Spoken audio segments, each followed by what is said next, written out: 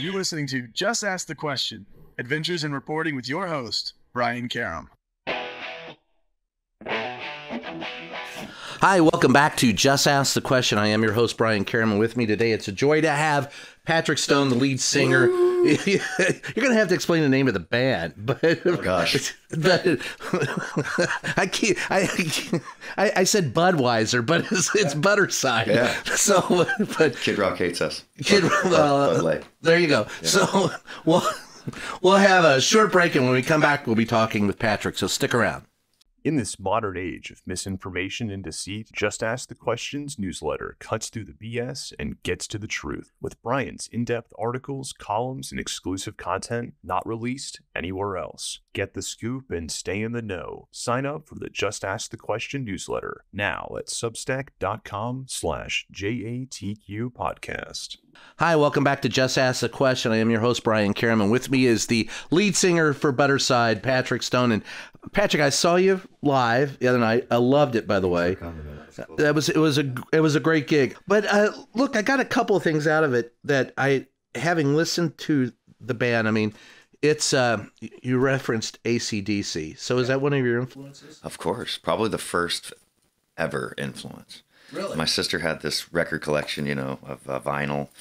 And before I was playing with Tonka trucks or anything like that, I was running into her bedroom and scrolling through her record collection. And the one that stood out to me the most, my most memorable album collection of all time, has always been Highway to Hell, with Angus holding his tail in his hand, you know what I mean? And I was just like, what is this? I wanted to be that. So, then you put on the music and you're just like this big rush of all of this stuff that is it's not okay, at least when I was a kid, it was just like rock and roll was like taking this turn to this evil place, and everybody was starting to chime in on like it's causing suicides, and if you play it backwards it's evil and all this other stuff. So let's start with the Beatles, yeah, right. Well, all of it, people are gonna I mean, who the fuck? You're not supposed to listen to it backwards. What are you doing? There's something seriously wrong with you. You know what I mean? It's like, hey, what the fuck? Yeah, play it forwards first. Yeah, but those all of those album covers that she had just really it opened up this world to me that I was just so curious about. Well, I remember when AC/DC first came out, and I'm a little older, so I was in my teens. Rolling Stone gave all their first albums bullets that they sucked. They hated them. But Bon Scott, and on the back of a pickup truck or the back of a flatbed, riding down the street, and if it's a long way to the top if you want to rock and roll. Yeah. And my band does that. I mean, and we loved it. I mean, I remember as a kid, there was a girl I dated. She was like, "It's a long way to top," and I was like, "Yeah, that's." Yeah. Well, the reason I brought him up that night is because I don't enjoy ballads at a live show. It's like just melt my face. Let's go. Let's keep jumping. I want the energy up. You know what I mean? But we have a couple ballads in our arsenal, and some of the guys are really proud of the musical side of it. And that was a shout out to my father too, who shared. Yesterday he had December 18th, 2020 he had died, so that was the same days. So we played that song, and that's why before we went into it, I always apologize to the crowd, because it's like the energy's just flowing, and like I want everybody to just rip their clothes off and start fighting. You know what I mean? I don't know. Right. So yeah, the ballads kind of slow it down. So but AC/DC's just always, they had one ballad, Ride On, and that was still like. It wasn't quite a ballad. It's not like you get sad. You're just like, yeah. Well, I love the words to your ballad, but your ballad was pretty up tempo for a ballad. It rocks. Yeah, it rocks. Yeah, and I love that. Yeah, not ashamed of it at all. No, you shouldn't be. But I wanted to get into that a little bit. So your dad, how old was your pop when he died? 82. And he died of COVID? Yeah, he did. That's during the pandemic, and that was a tough time. I lost friends. My son's lost a few friends. How did you take that pain and put it? Because and you can tell me some of the lyrics if you like, because I listened to it, and I got to tell you, it was moving to me. It was really, really spot on. As a songwriter, that's what you pray for, is that people will take the time to actually really digest everything about the song and the lyrics. While they're headbanging. Right, that too. Well, that motivates you to really actually take a second look and maybe read the lyrics, But yeah, we went into the recording session, for the first half of what we've done so far. It's like basically an 8-song, what will be an album, a 12-song album. But the first stint, we did a song called Voices, and my father had just been diagnosed, and they were throwing him in the hospital as we were recording. So the song Voices kind of transferred from one meaning to another into this thing about the voices in his head, and it just took on a new meaning as we were recording the song. And then, he died after we got out of the studio, shortly after that. And then it was funny. My dad had Alzheimer's towards the end, and had just I had put him in one home, and then I was going to transfer him to another home. So I had to be up there in Lake Tahoe to kind of make the process happen. And I pulled over in a parking lot, and I was just so emotional. I was crying my eyes out. It felt like my father was definitely on his way out. And there's just, at that point, the death and COVID weren't even on the table. It was just like, oh my God, like I have to move my dad out of his house and put him somewhere, and he doesn't really know where he is. He's starting to really lose it and whatever. So I was just really emotional, and I called my guitar player, and I was like, man, I'm sitting in the middle of this parking lot. The snow is coming down, and like, can you send me like your most emotional guitar riffs? And he sent that to me. Wow. And I sat there on the phone writing those lyrics then, and it was all about, like it says, into a new chapter, dying so brave, because he went into this whole thing and it could have torn apart any human being, got them pissed off, upset, depressed. And he just was, hey, yeah, I can't remember shit. You know what I mean? Like this is cool. All right, I'm fed. I'm good. I've got, 4 walls and a roof over my head. I'm so grateful. I love you. Like the last few years there were just like, we bonded more than we had in our entire life, which was super great, because it was because of his heart attack 18 years ago that got me sober. I made all these promises to God and stuff that if he just saved my father, that I'd finally stop being a piece of shit. So he saved my father, so I stopped being a piece of shit, And I came back to LA to get everything I ever dreamt of becoming. And at the same time, I was, that enabled me to actually hold down a job and get some acting gigs and stuff like that. And before I knew it, I was taking him for Christmas vacations in Tahoe and getting cabins and taking care of him. So the whole process of like just, a family was just reborn, You were close with your dad? Yeah, definitely. Yeah. For years I wasn't, when I was an addict, my whole family basically shut me out. They hadn't, forsaken me, but like they definitely distanced themselves and gave me some tough love because I was a mess.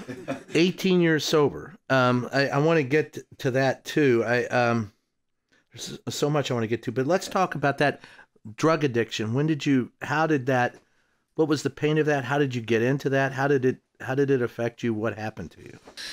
Well, going back to my sister and the whole rock and roll mentality, one of those covers was the Doors cover, Jim Morrison. And, the more you research Jim Morrison, you're like, wow, okay, in order to be the ultimate rock star, which Jim Morrison was, I think I need some kind of a spiritual education, which I'm not going to get on the streets. I'm not going to get in school. It's going to be in my mind, and it's got to be induced by whatever the hell he was taking. So whatever he was doing, sign me up, because I want to be looked at like that. Not as a drug addict. And as I get older, it's like you look back and you go, God, it's such a tragedy, We look at this whole thing like, wow, what if, he could have been immortal, for years and years and years to come after his death. But anyway, so like it was very fascinating to me always. I always knew it was part of the resume that I needed to create for myself. So, my parents would offer, like they would have wine cooler parties, and my mom would make the wine coolers herself, and they were never afraid to let me have a glass, you know what I mean? And I would come downstairs and be this shy little kid,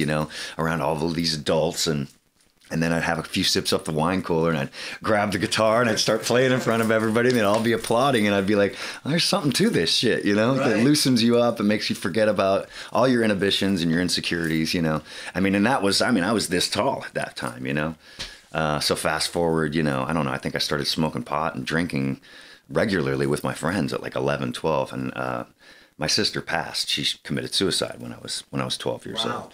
So when that happened, there was a lot of, removing myself from the social circle. And like, I just started really not wanting to be at school because it was just, I remember the feeling of coming back to school after all of that happened and all of the eyes on me, you know what I mean? It was like junior high. So like everybody knew everybody and everybody knows your story. I already been gone for a little while. The funeral had happened. And here I am walking back into school. And I just remember everybody kind of looking at me and like feeling like they were feeling sorry for me. And like and that, that's like the they one thing you don't want. Well, you create that yourself, I think, and everything happens for a reason, it really does. But she stole me away from the house the night that she did it. The night before she killed herself, she took me. She came into our house. She snuck me out. She took me to the liquor store. She had some yellow Porsche. I don't know where the fuck she got it, but she had this. She was wild. My sister was a wild, wild, wild thing. She would be gone from the home. She would How run. old was she? She was 18, 19. Yeah, but she would disappear for weeks at a time, and she had like a trucker boyfriend, and some dude showed up on a motorcycle one day and said he was her husband, and like she was just like, man, my sister's like out of control, but she was larger than life, The coolest story I have about her is, so she had wanted this. She kept telling her father, or my dad, that she wanted a Trans Am like Bandits. She wanted. You remember that black Trans Am with the big golden Firebird on the front of it? Oh, the one that I had from Smokey and the Bandit. Yeah, exactly. You had that one too? Yeah. Okay. Didn't everybody at one point? I indirectly, my father ended up getting one later, exactly like it. It was so sick, and he'd gotten me a Camaro, and we would race those things, and he always made sure his was just better to beat me, I'd try to keep up, but one year, it was her birthday, I think, and we wake up and she's so excited and she runs out into the front yard and on there's a bow on top of this car, but it wasn't a Trans Am, it was a Volvo. And my dad was like, well, it's safe, and she gets in the car, she jumps in the car, she drives like full speed, like down. I remember watching this from the balcony. She drives down the street and you hear the car just revving up like as fast as it can go, and then you hear this smash. No. And you're like, what? And she comes walking back up the street. She throws my dad the keys and she goes, you're right, safest car in the world. She'd wrapped it around a telephone pole. Whoa.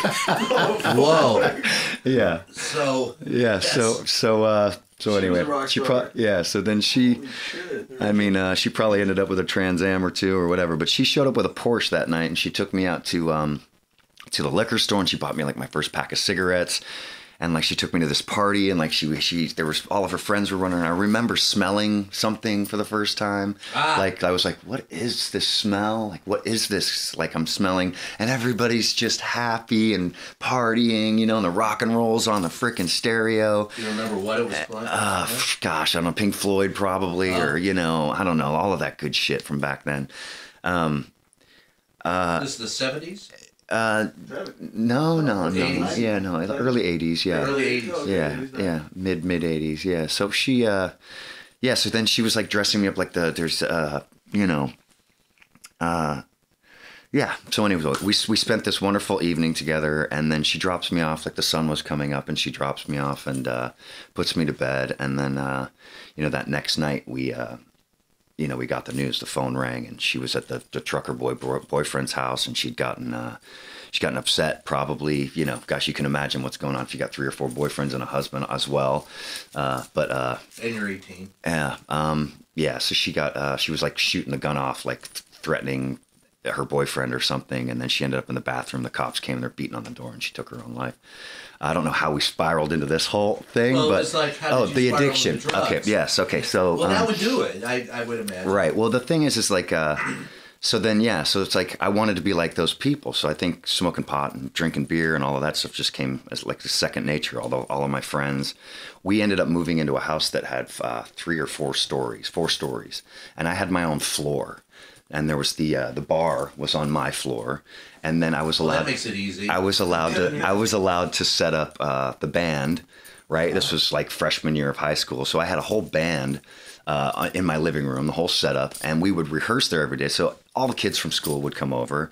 You know what I mean? I had big bags of pot and lots of alcohol. The whole bar we would replace like the alcohol with Coke, and like my dad didn't know the difference, and he didn't really pay too much attention. So I was off and running doing all that stuff you grew early. Up in my house. Go ahead. Yeah. So it just progressed and progressed. By the time I got, still long Reader's Digest version, but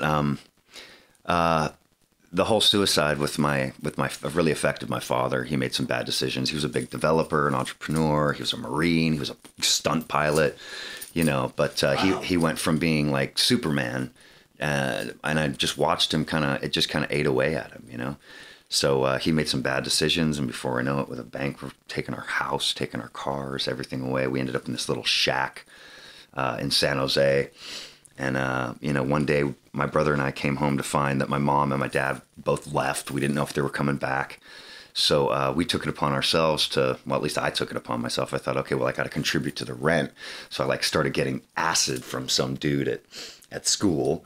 And I thought I'd sell this and I'd be able to pay the rent. And I got blotter acid or what? Yeah, the blotter. Yeah. So it's like a sheet, Yeah. What, Star, Snoopy. What was it? God, was it the 3-way freaking? What was it? I don't even remember all of that stuff. It was, we did all that stuff. Oh yeah, I remember. Honestly, I remember in college, we were walking up to the window to pay our fees, and my roommate in front of me pulls out what he thought is going to be his money to pay his fees, and out comes a roll of, it looks like at this point postage stamps, but it's Snoopy blotter acid. Yeah. And it rolls out onto the floor, and I swear to God, there had to be 30, 40 people diving on the floor trying to grab the acid. That's mine. That's how I'm paying my bills. Yeah. There was a school dance one time, and I'd never taken acid before, and I'd just gotten like my first couple of hits, and I wanted to share it with my friends, and it was that night I was going to get to the dance. I was going to share it with my friends, and we were going to trip. And I'm walking. I grew up in Saratoga, which is covered in redwood trees. That's where they filmed like Return of the Jedi and shit. Right? It's like all this just trees everywhere. Beautiful little town. And we would the whole class would meet at a Round Table Pizza down in town. And it was, I don't know, maybe 2 or 3 mile walk. Nothing for a kid my age. And it's raining, so I'm walking down to the dance, and I remember thinking to myself, fuck it, I'm just going to take this shit right now, So I pop one in, and as I'm finally getting to the pizza parlor, I see all the kids inside, and they're all, who likes who, and, all of this stuff just starts spinning through my head about how full of shit are all these kids and what I'm about to get into. And I was like, you know what? These trees and the rain. I put on my headphones. I put on a Delicate Sound of Thunder, Pink Floyd's record, and it starts with the rain, Yeah. And I'm like, whoa! I just turned around and I walked into the trees, and I spent my first night tripping to nature. Yeah, that's a great way to. Yeah, I've been there. And like, what better way to get turned on by drugs than that? It's like, it's just like everything made sense. Like all of the questions I had about like, how did Jim Morrison ever acquire such a knowledge of like spiritual confidence, and like, if you could just look into his eyes, and I felt like you could just like he knew everything. You meet some people and you're just like, oh, this guy knows something. I just felt like every picture of Jim Morrison, he was just like he could solve anything. He was just the master. So I felt like I was finally like cracking into that level. Wow. Well, before we go to break and we talk more about acid, let's talk. So Jim Morrison was huge influence on you.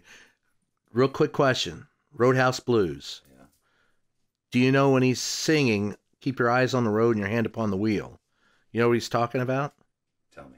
Driving down Topanga Canyon Boulevard to a roadhouse that burned down. I think it was in the 80s. That a lot of the hippies, and he hung out. And his girlfriend Pam, he got her a bungalow behind the roadhouse. And I think there's a sign there. But every time I get on Topanga Canyon, I cannot help but think of that song. That's great. Yeah, and that's because you literally, keep your eyes on the road, because it winds through the canyon. You kind of have to pay attention to driving. Hell yeah, that's great. I love those factual stories. Yeah, that's where stuff started. Yeah. So anyway, we're going to take a short break, and when we come back, I want to talk a little bit about. We'll get out of the drugs and talk a little bit about music. So stick around. We'll be right back. Hey, Just Ask the Question podcast listeners. If you've got a second, head on over to Twitter and follow our official page, JATQ Podcast. That's JATQ Podcast. In this modern age of misinformation and deceit, Just Ask the Questions newsletter cuts through the BS and gets to the truth with Brian's in-depth articles, columns, and exclusive content not found anywhere else. Get the scoop and stay in the know. Sign up for the Just Ask the Question newsletter now at substack.com/JATQ podcast.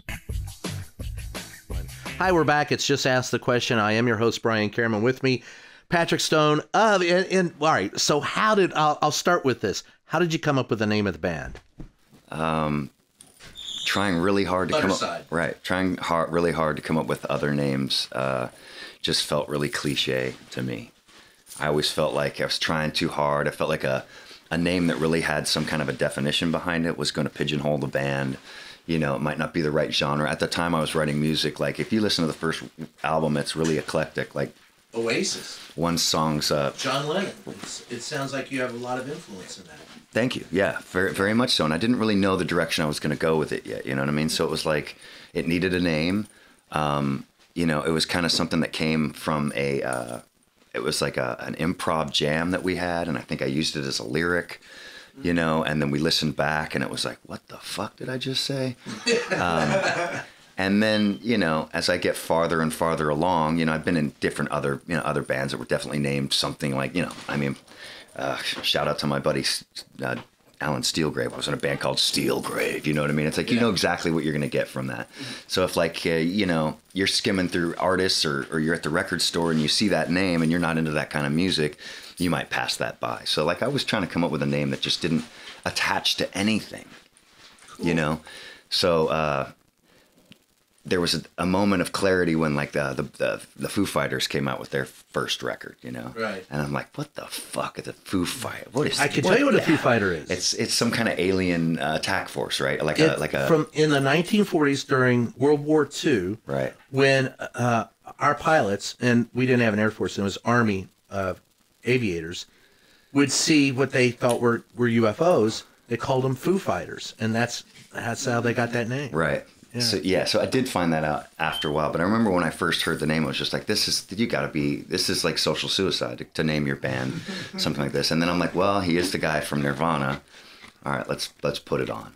And when I put it on, it was like, holy shit. It's like all of a sudden the name Foo Fighters was the coolest thing I'd ever heard. Yeah. And that's kind of like where I'm hoping that the name will, and it's worked, you know, it's funny because, the band became legitimate literally only in like 2015. Lemmy signed you. Right, yeah. So I had roadied for Lemmy, when Motörhead and Phil Campbell, and traveled all over the frickin' place, you know, tuning their guitars and whatever else they had me doing. There's tons of other stories. Beautiful, wonderful. Yeah. You can tell me your favorite one. Yeah, but he was always encouraging me, telling me that, you know, I belong on stage, not behind it. And, you know, then I got clean and sober. Lemmy told you that. Yeah, always. Yeah. And you weren't clean and sober when you joined. Oh, hell no. Hell no. You don't. In order to be a part of the Motörhead road crew, you probably, like, I don't know if they tested me to do it, but like I'd stayed up for 14 days. I think that's at one point, you know, that was a long time. And I was like, yeah, I'm definitely qualified for this job. Because you got to be able to keep up with the big dogs. That was one of the phrases. It's like, it's hardcore. You know, they're so freaking hardcore. And it was fun to try to keep up. But the thing is that I am not like Lem. Lem was, Lem could intake, I mean, an entire pharmacy in one gulp, you know what I mean? And he maintained his intelligence, his couth, his cool.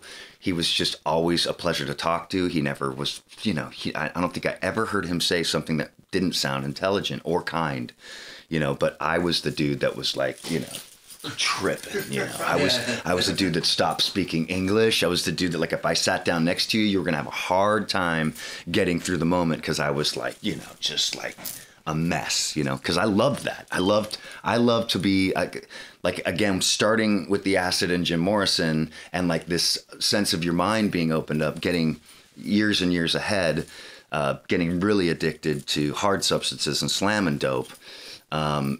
I started to get really, I loved to, like, I felt like the more out of control I didn't want to be in control anymore. Right. I felt like maybe a huge part of me was pretty confident that. So when your dad had a heart attack, that's when you decided that enough's enough. Right. But back to the Lemmy thing, he saw me doing this and he just had no problem with it. You know, he just kind of maybe thought it was funny, or, you know, he still loved me. Like I was a good guy. Like we hung out, we listened to music. You know, you name it, we did it. We would write lyrics together. Hell, he helped me. You know, every time he had something written, I remember the Black Magic album, he was sharing lyrics with me constantly and like asking me to, like, you know, what would I say here and stuff like that.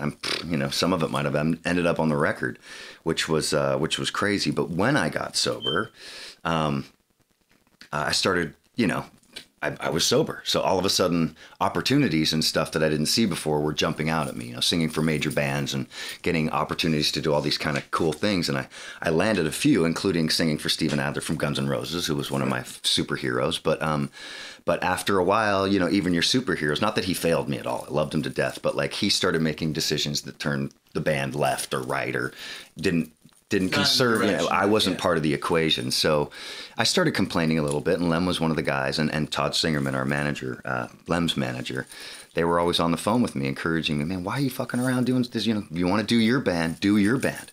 Right. We're behind you.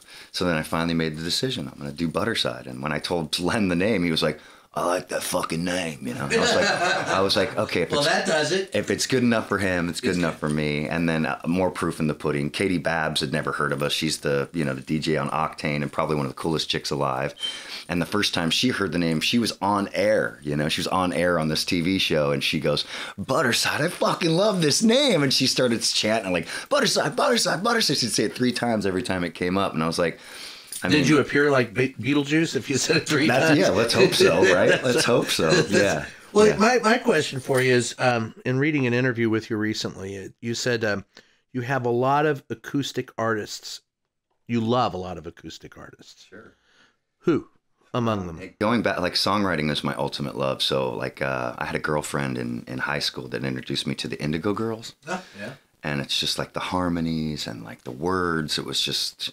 like, wow, like that, Johnny Cash, you know what I mean? Oh. If you can break a song down to an acoustic guitar and a singer and connect to your audience, then you've got it. Whatever that thing is that we're all looking for, if you can do that, you've got it. That's what I consider. Stones, Beatles, any of that influence you? Sure, of course. You couldn't help it. I mean, you try, being who I was, I felt like I tried so hard to keep it at a distance, but you still memorized every lyric because you heard it so often, you know what I mean? And then you couldn't help it. Like you put on a record and you listen to the hit song, and then following that's like a deep cut, and you're like, whoa, this is even cooler than the shit that's on the radio, you know?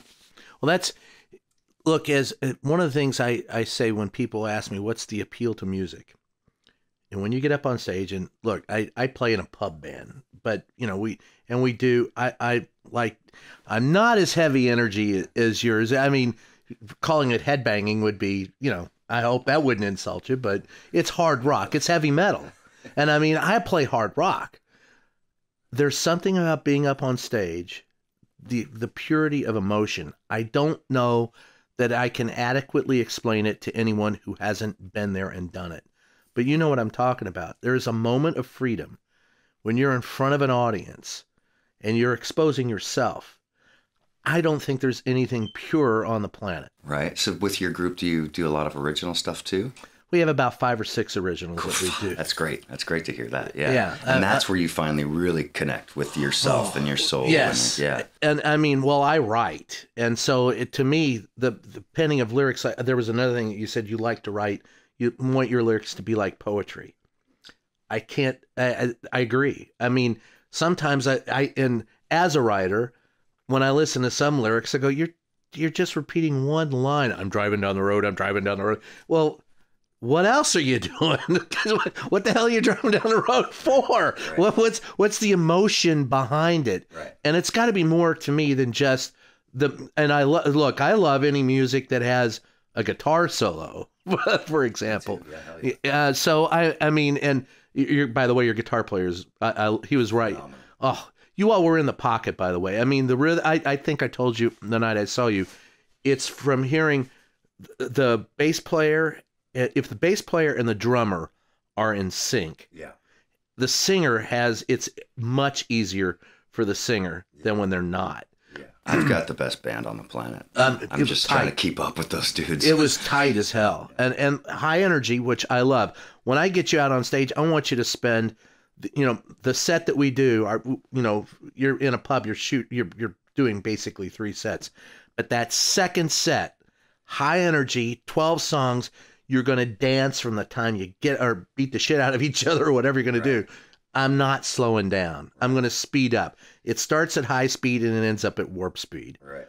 And that's so when there was another thing I read in an interview where you said you like to drive down the road real fast at 3 o'clock in the morning and write your lyrics. Oh, yeah. I was right there. I was like, I know exactly what the hell you're talking about. Yeah. But you tell me, what's that like? I mean, yeah, it's just trying to be as honest and vulnerable as possible. Because when you. Hell, it's nothing worse than recording something and then you listen back and you had the time, you had the equipment, you had whoever, the engineer, the producer, whatever, and it's like if you gave them bullshit, it feels like bullshit to you, Right. But that's never happened to me. No, yeah, it's like songwriting's funny for me because people want to get together like, hey, let's get together and write a song or whatever, and you're like, okay, and it's like I'm sitting there praying on. I wait for that. It has to hit me. Like something has to be on my heart. Something has to be just weighing really heavily on me. There has to be something very profound about the lesson that's going along with it. I have to see some kind of clarity. There's got to be something that I connect with that like I really, I hate listening to a song where the guy's not in it or he's not telling you like you just said. Like, it's just like, get me out of here, man. Like, what do you, like, I came to be taught something, Right. I'm not, cool, you got a great sound, whatever. But usually they go hand in hand. You know what I mean? A great band always wants to have an incredible lyricist and frontman, or sometimes, But high energy. One of the things I like about watching you is you're into the music, you get the audience into the music, and your band is into the music, and then, but the tie together. I can't tell you a number of bands I've seen, big bands, big names too. I just wasn't into them. Because they were like phoning in the performance or the lyrics sucked but when it all comes together, there's really something really kind of nice about that you can't get anywhere else. And so thank you for that. Hell yeah. Yeah, there's when we go into the studio now, it's like I think a big trying to, again, being clean and everything allows me to really be honest about how I feel about what I'm going through in life. So it also enables me to remember a lot of things that I wasn't able to when I was high or whatever, right? Well, it was Thursday. Yeah, that was 3 days ago. What? What? I missed something? So then, like, the whole writing process with my band members, it's like we all go to each other to share something that we've been coming up with. And then I'll try to find, a riff or something that touches the feeling of the story that is, going on with me, whether it's a breakup or... whatever, anything. So, we kind of go into the studio. A lot of times I leave it a little open-ended so that there's room to really knuckle in the truth. Because if I take time to write lyrics and really spread it out, you know what I mean? I find like I'm trying to say something to look cool or, trying to, I don't know. It's like if I just blurt it out, and say it like it is, sometimes it doesn't even matter if it rhymes. It's just cooler that way. Yeah. You're just really honest about it. Well, the honesty is something that you just, you can't fake that. You can, well, if you can fake honesty, then you got it made. Right. That's as I think it was Rodney said. But that's not the thing. It is being honest with yourself. Yeah. Before we go to break, let me ask you this: your favorite story? Do you have a favorite story from the road? Favorite story from the road? Gosh, a few Motörhead stories pop up, but they are definitely XXX, quadruple X rated. All right, now look, man, I've interviewed. For example, there was a great story I was told about The Who and Keith Moon inviting someone into his room, and he had 3 women bent over a bar, all of them naked, offering his friend to taste test them. So if you've got, that's where you're gonna have to be worse than that. Yeah. I mean, there's been all types of debauchery. I mean, everything you can imagine happening on a tour bus I've seen happen, and there's been women that have, shot snacks out of their snatches. There's been women that have, that have been left behind, after being whacked with an underwear full of feces. There's been so rock and roll debauchery. Just you name it. I mean, there's been times where the entire, we had this motorhome that we'd bought like a couple weeks before the tour, and 2 weeks into the tour, the front drive shaft shot out the bottom, and like the whole thing exploded. The pipeline for the propane was just leaking like crazy. We had to pull over and ditch that thing and get into a van, and we still made it to the next show. Those are like, oh gosh, there's so many that stand out, you know. Gosh, like the one favorite moment. I mean, there's nothing like playing in front of a big crowd. I think my favorite moment this last year was doing the Danny Wimmer festival, Welcome to Rockville, and like I've never had a crowd really sing my lyrics back to me, but this TV show that we got involved with, we wrote the Power Hour theme song for this Access TV countdown show, and it's all part of the Danny Wimmer Foundation, so it's like the song was kind of blaring on all speakers in between every set of every band, including Tool and frickin', you know, Slipknot and everybody else that was playing. It was just like we were a presence. So by the time we sang this song, I just asked them to sing along, and it was the first time that, like, you know, that's kind of cool. 4,000 to 6,000 people were, you know, chanting lyrics to our songs. Yeah, Welcome to Rockville, Daytona Speedway. You know. Oh wow. Yeah. Well, we're going to take a short break, and when we come back, we'll have a lot more. So stick around. We'll be right back. Hey, you. Yeah, you. We're talking to you, and we need your help. As you probably know, independent journalism is a vital pillar of our democracy. Like everything else, it's not free. We're asking all longtime listeners of the show to help support us by becoming a member on Patreon. For the price of a latte, you can help guard democracy. Join us today at patreon.com/JATQ podcast to help us keep bringing you the podcast you love and the facts you deserve. Hi, we're back. It's Just Ask the Question. I am your host, Brian Karaman. We're talking rock and roll debauchery with Patrick Stone from Budderside. And Pat, I guess one of the things I remember growing up, and I heard it in your lyrics, the personal stuff, you know, is always easier to relate to, you know, like the personal pain of love, breakup, violence, romance, all of it. The politics is a little different.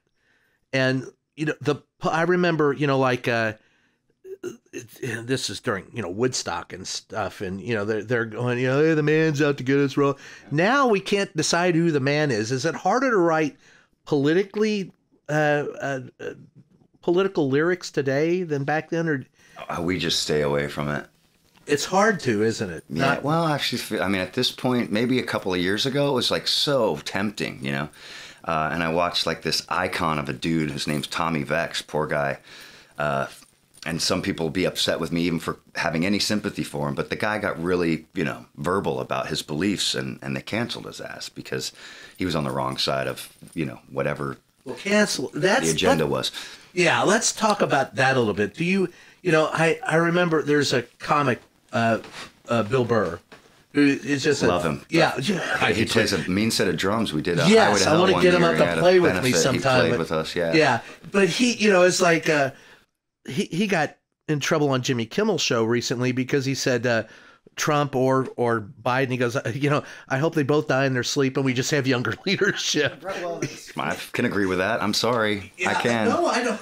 There are a lot of people that agree with that. Yeah. It's like the South Park episode, douche and frickin' shit sandwich, you know what I mean? What douche right, or turd sandwich or whatever it is. Yeah. I try to stay away from it. Also because I really don't believe I have, like you have, an inside view of it. Like you actually have a right to have an opinion or, you know, speak up about what's really going on. I feel like the public, and if you're trying to get politics from your phone on Instagram, you are completely fucked because we don't know the real story. So all I can do is like try to be a good person and like get through this until, like, you know, the critical mass shifts. Canceled or?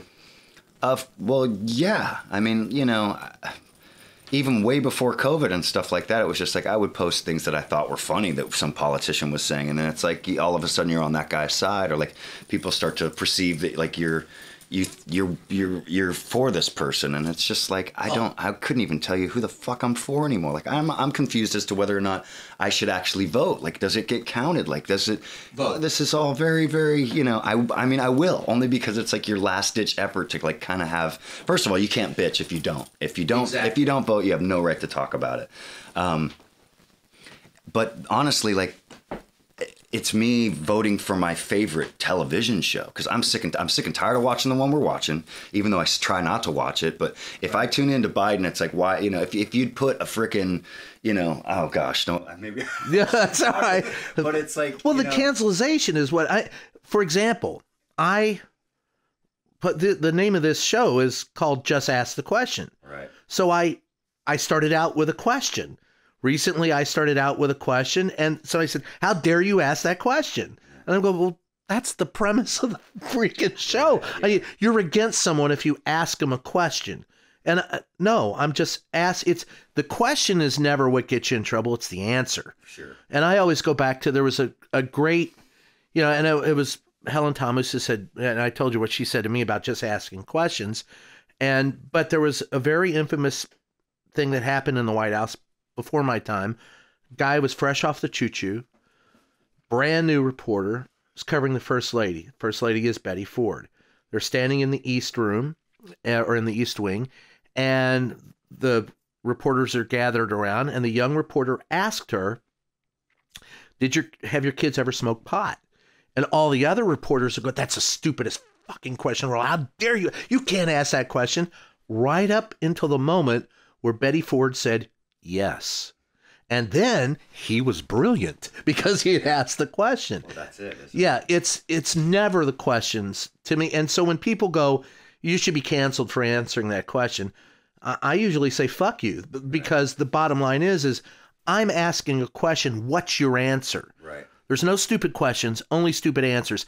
And I've heard a lot of what were called stupid questions. And believe me, I hear them all the time in the White House. There's some really stupid questions, but it's the answers that matter. So if I were to write a political song, I think it would definitely probably be, you know, like I remember Ronald Reagan, like, you know, he was like a cowboy. He was like frickin' John Wayne, you know, at the frickin', you know, captain of the ship, you know. It felt like, man, this guy, he's somebody you can get behind, you know what I mean? And even Bill Clinton, and as a man, and fucking shoot me down for it, you know what I mean? Even at the end when he got in trouble for everything he did, you know, no, I'll get canceled because our new generation is just so anti anything that's like sexist, you know. But up until the point that he got in trouble and kicked out of office, you know, he was somebody you could look up to. He was charismatic, you know what I mean? When you would watch the news, just because effective. You know, it was like, this is what represents America. These are the decisions we're making, like them or not. But this guy's got a way to kind of let you feel good about what we're doing as an American, you know. And I did not have sexual relations with that woman. Maybe he's a bad example, but going back to Reagan or somebody like that, it's just like Reagan had his problems too. He did, but as a kid. But I'll tell you my Reagan story. Yeah. Please. My first day in the White House, after I'd met Sam Donaldson and Helen Thomas, we walked upstairs into the upper press, and Helen started banging on the door, telling Larry Speaks, the deputy press secretary, "Get your ass out here and talk to us right now, Larry. If I did that today, I'd lose my press pass." They go, you know, they go nuts. Secret Service came through a few minutes later and said, "Hey, we have to leave. The President of the United States," Reagan was going to walk from his office in the Oval over to talk to Larry, so we had to leave. So Helen and Sam turn and they leave. I turn, I'm 24 years old. I tripped over my own fucking feet. I'm on the floor on my knees. And I turn, and I half expect to see a Secret Service agent ready to pummel me into the dirt. I turn around, and it's Ronald Reagan. And he looks down at me and goes, "Well, young fella, you don't have to bow in front of me." Oh. And that's how I met him. Yeah. And so that kind of, look, politics aside, and I always try to put politics aside when I talk about them as people. There are very few of them that I've met that at some point in time, my thing is, would you invite them over to your house for a barbecue? Exactly. That's what I want to know about my president. Yeah, and that's the thing that we seem to forget. We go, there's a nuance to every president, and there's a nuance to policy, and I kind of liken it to a good rock song. There's nuance to what you do. People will go, "Oh, they're just headbangers." Listen to the lyrics. Look at the guitar player or the drums. I mean, there's people would say, like the Beatles, very simple to play. No, they're not. They're deceptively simple. They make it sound simple. They make it sound easy. Yeah. The Stones are easy to play. I got 3 chords, I'm in. But, you know, the nuance to some of that stuff, and that's the same with politics, but we don't have room in our lives for nuance. So it's really kind of hard as a reporter in a 2-minute piece or even in a 1,500-word column to express that nuance. It takes this type of format to do it, and it's hard for people to understand. So that's my preach on that. But all of that being said, I'm fascinated by people who can turn politics into a lyric that you can listen to and boil it down to the essence of humanity. The same with personal relationships. The same with something that happens. That's why Joker. I love that song. But the song that Brennan did, my son Brennan, the producer, who did the super stud, who did the video for the song that's being released. We're gonna probably release this about the same time as the video. Awesome. So the best video ever. Yeah, it's cool video. Brennan's a genius. Yeah. Yes, my son is a genius. He really is. And the song about your dad. That's what really, I mean, I was almost in tears listening to that because I listen for the lyrics. Like I said, bringing us all back to where it comes from. Communication is touching someone, their soul. Yeah. Well, you know, I was bawling when I sang it, when I recorded that, and like everybody, the whole band was, you know, they were in the studio window watching, and everybody was just turned. You know, it's like that's what we want to do, is we want to really feel, you know. You want to feel it, and it's got to be real. But, you know, going back to the politics thing, it's like, you know, music runs the world, you know. Yeah. And we all ignore, like we all let ourselves get brainwashed into thinking otherwise. That's why COVID was so difficult, because all the festivals stopped, the concerts stopped. People, I believe, are completely motivated, and the world changes as our music evolves, and we're all brought into these communities, whether it's festivals or concerts or whatever, and we feel this stuff together, and we're looking up to the people that are actually saying something that means something to us. Yeah. Not like a politician trying to say what we need to hear to get them to get the money to blow this fucking place up and make themselves rich and further themselves farther away from us and leave us back far behind. So there was like this, you know, that was the hardest thing for the world, I think, was, you know, we heal at concerts. We heal with music. We learn from, you know, all of this outpouring of creativity, and it really leads the world. Why do you think, you know, all of these huge rock stars they just disappear for some reason? Yeah. Because they're leading people in a direction that does not go along with the agenda. Well, if you're talking about healing and bringing people together, I have seen people of a wide variety of faiths, beliefs, religions, political, but you put them together in a concert. And if they all like the music, man, nobody's looking at each other going, well, you're a Trump fan. Oh, you're a Biden fan. They're just invited. And there needs to be more of that. Yeah. That's music does bring, and there really is. There's a big stigma. Rock is dead. People have been trying to say that for years. I've been hearing that for 20 years. But the festivals are bigger than they've ever been. The fan base is larger than anybody ever imagined it could be. There are so many bands out there crushing it, telling their truths. People are going out to see them. You know, we're just manipulated and brainwashed by the media to believe that like somebody else is actually in control of us. They're not. You know, we're in control of ourselves, and music helps. Oh, what a beautiful message. That's no, that's true. And I can't tell you the number of times I've had that argument with members of my own profession. What are you listening to this shit for? That's not, you know, that's not reality. Yeah. Oh yeah, rock is dead. I go, do you play in a band? Well, you're just playing in a pub. I'm going, yeah. But there's 300 or 400 people in this goddamn venue, and they're all enjoying themselves, and we're not the only band on the planet. Right. You know, I mean, there are people who still, and you hear it, and it's not just about music, but you hear all the time about how this is that way or that is the other, and it has no, I always tell people, trust what you see with your own eyes as a witness first. Yeah. One of the things that we don't do well in our business, and you're right about the media, is look, we don't do well about telling people what it is that we see. The best thing that we have is a seat at the table. And what I think, if I write it, look, first of all, when I was running newspapers, I wouldn't let people, write columns until they had 10 years experience. And by then I hope you're working somewhere else. But I don't give a shit. I would tell reporters that would come up to me, this is what I think. And I go, I don't give a shit what you think. I barely care what I think. What do you know? Right. Tell me what you see, and some of the best rock lyrics I've ever heard follow almost that exact same thing. It's like, this is what I've seen, and this is what it means to me. But it's, living is easy with eyes closed, misunderstanding all you see. That to me is like, whoa, there's a truth, and it's based on fact. And that's so if you want to talk, I don't want to quote your lyrics and insult you, but I really do go back to that song about your dad. And it's what you went through and what you said in those lyrics.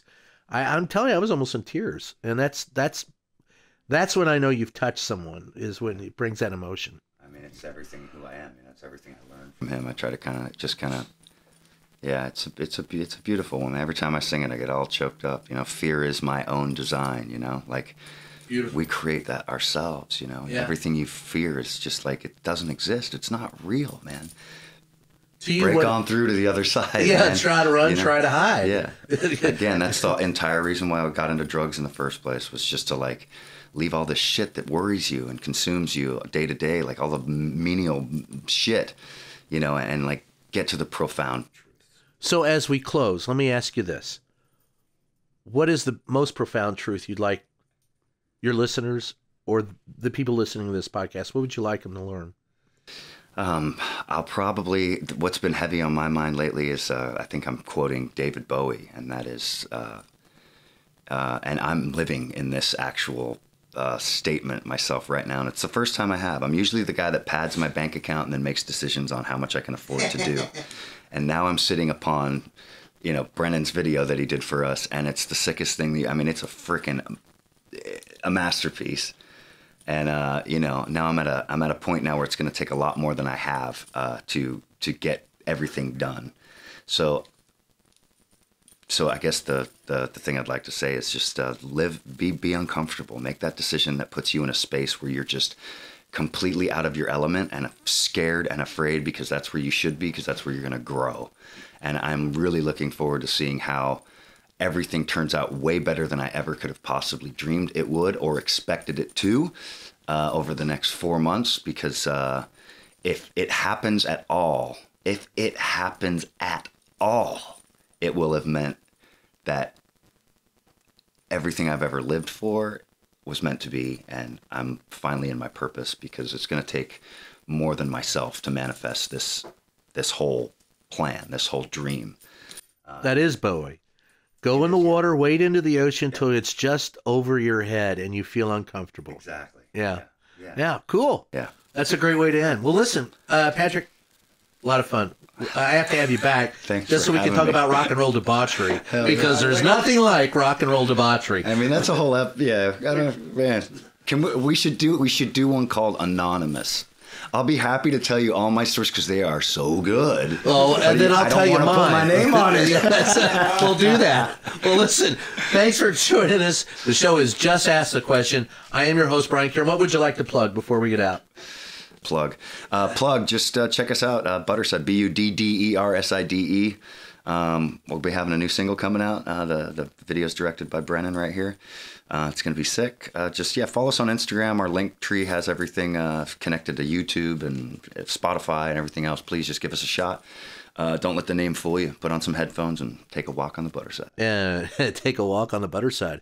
And with that, this is Just Ask the Question. I am your host, Brian Karam. Thanks for joining us, and we'll catch you next time.